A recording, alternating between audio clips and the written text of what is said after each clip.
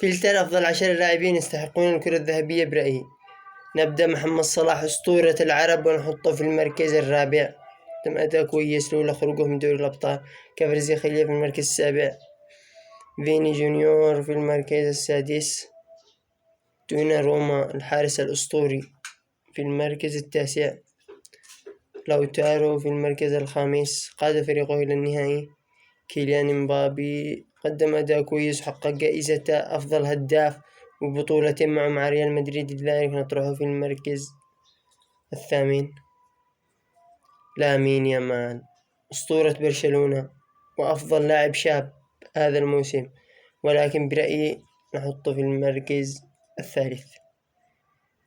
ديمبلي صاحب العطاء الكبير، برأيي إنه هو الذي يستحق الكرة الذهبية. لا تنسى اللايك والاشتراك.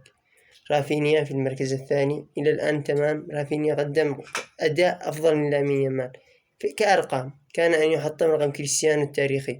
ليفاندوسكي في المركز العاشر، وهكذا أفضل 10 لاعبين في رأيي يستحقون الكرة الذهبية.